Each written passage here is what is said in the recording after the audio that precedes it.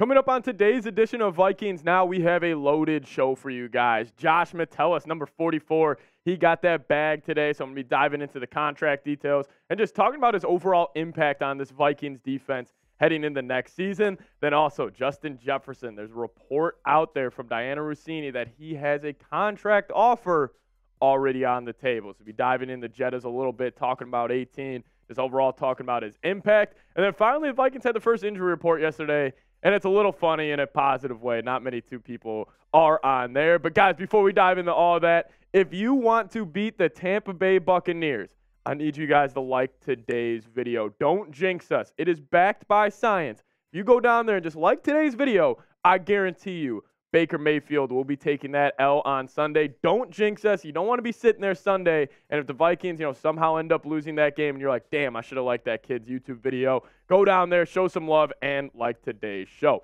Let's dive into it. Adam Schefter broke the news at 6:03 a.m. Don't you just love that? And I'm getting up early and breaking news like this. But he said the Vikings and safety, Josh Metellus, reached an agreement on a 2-year extension worth up to $13 million, including $6 million guaranteed. The deal was confirmed by agents Drew Rosenhaus and Ryan Matha. And overall, happy for Metellus. I think, he's been one of the more underrated players over the past couple of seasons with the Vikes. He hasn't really had a full chance to be a starter in this league yet, but I think he might get that opportunity this year. And the Vikings safety room right now, listen, they got 6 safeties. I mean, there is a lot of heads in this room. Right now, when the Vikings released their depth chart, they did have Cam Bynum and Harrison Smith as the starters.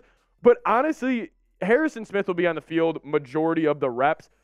But Cam Bynum, Lewis Cine, and Josh Metellus, fully expect them to be in a full rotation. I think they're going to be playing all over the field. And that's kind of my point with this Brian Flores effect. Like, the Vikings will be running multiple safety looks this entire season. Like, get used to having like Harrison Smith in the box, Josh Metellus and Cam Bynum in the back end. Or even I could see a situation where they're running 4 safeties, where maybe it's like Lewis Cine's in the nickel. Maybe it's Harrison Smith running a little box safety. And then maybe it's, Cam Bynum in the free safety spot, then Josh Metellus in the strong safety. That's Brian Flores' MO, dating back to his days in New England. He loves having multiple safeties on the field, and he loves versatility. And that's what Lewis Cine, Harrison Smith, and Josh Metellus do specifically so well. Flores has even came out and raved about Josh Metellus' just overall intelligence. I think he's going to be sort of a captain and kind of the quarterback of the defense this year. So just happy to have him back. And, hey, last season he played pretty well in limited reps. He only did end up starting 3 games last year, but I honestly thought he should have played more. I was not the biggest fan of the way Cam Bynum ended up finishing this season. But, I mean, hey, PFF graded him out at an 85.1 overall grade. Run defense at 72.5. Pass rush, limited times he would get after the quarterback. He did well, but that coverage game grade extremely solid at 80.7. And I think he is my top breakout candidate for this team this season. Like, I could go a direction like a guy like Josh Oliver, kind of an underrated, but in terms of guys breaking out, like, I think Josh Metellus is that guy. I think he's going to be the one dude on this defense where if the Vikings do want to be successful on that side of the football this year, a lot of it is going to come down to him, and I think he could be that player where maybe he ends up the season, maybe a little Anthony Harris role. Remember when Anthony Harris had like 8 interceptions back in 2019 playing next to Harrison Smith? Maybe that could be Josh Metellus. I think you're going to see him all over the field, blitzing, in coverage, whatever it may be. He's going to be absolutely everywhere. That's why he's my top breakout candidate. But I want to show Josh Metellus some love. Because anytime you get to see a guy get paid like that, I mean, it just, it just makes me happy. It's just he's setting himself up and his family for years to come. So show Josh Metellus some love. Spam his jersey number 44 in the comments section. I want to see tons of 44s down there. But now let's kick at the number 18. Let's kick at the Justin Jefferson. Is he getting paid before week 1? I hope so, man. This has been going on this entire summer. Like, I've been waiting for that notification on my phone where it's like, Justin Jefferson, is it finally going to be extended? But Diana Russini had this interesting tweet a couple days ago, about 2 days ago now. She said, we have football this week, and there are 4 contract extensions on the table for players that are generational talents. Joe Burrow, Nick Bosa, Chris Jones, and Justin Jefferson. These are all future Hall of Famers that could respectively sign record deals. Well, Nick Bosa got paid yesterday at $34 million a year, broke the market, the highest non-paid QB in the entire NFL. We're still waiting on Burrow, Chris Jones, and obviously we're still waiting on Jefferson. Let's take a look at the receivers and kind of how the market shapes up right now. Tyreek Hill, he's top dog. That contract's a little misleading. It does end up coming to $30 million a year, but it's very backloaded, and it's not technically $30 a year. Like, the Dolphins can't get out of that after 3 years. But I fully expect Justin Jefferson to at least want $30 million average annual salary. Then you got Davante Adams on a very friendly deal. D-Hop at 27, Cooper Kupp 26, and then A.J. Brown on another friendly deal as well. And then obviously guys like Diggs, DK, Debo, Terry McLaurin. But fully expect Justin Jefferson to reset the market because even in his rookie year, man, like he came onto the league and he dominated. And he didn't play the first 2 games of this season. I remember the Vikings, shout out Mike Zimmer, that bonehead. He ended up benching Jefferson for the first 2 games.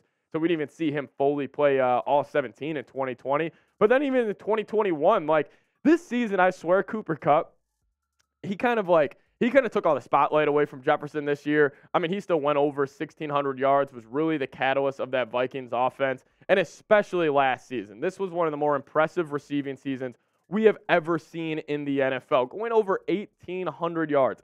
1,800 yards, and right behind him, Tyreek Hill, Davante Adams, A.J. Brown, and Stefon Diggs.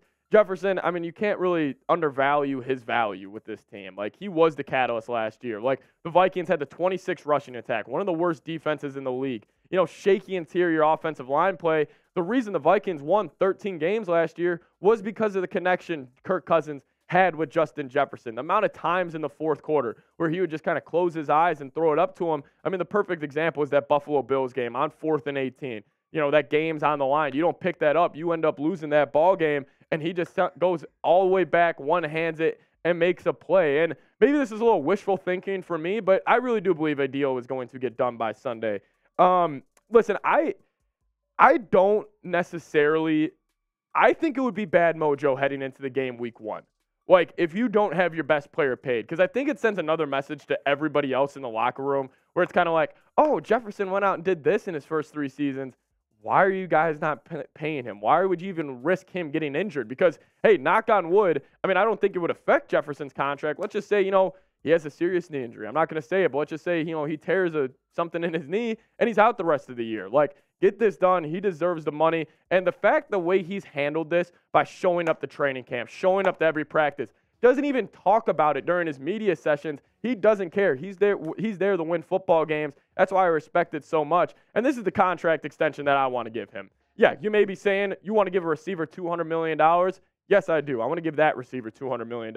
So I said 6 years, $200 million, ends up going for 33.3 average annual salary. That's the kicker, though. You give him 180 guaranteed, lock him up for long years. And I'll tell you what, this contract in a couple of years, I bet you would look very favorable. I know it would still be 33.3 average annual salary, but I think I would do this. The only problem with this deal is Jefferson has made it clear, though, that he wants to be the highest paid non-QB. Bosa just got 34 average annual salary. I don't know if maybe Jefferson wants that up to like 34.1. So I'm thinking this gets it done. I just don't know anymore with this Bosa deal getting signed. But if you were Kwesi, I want to ask you guys, would you offer this deal to Justin Jefferson? It's a massive contract. I get it. But let me know what you guys have to say down below. Give me a Y for yes or give me an N for no down in the comment section. If you guys would offer Justin Jefferson 6 years, $200 million, let me know what you guys have to say.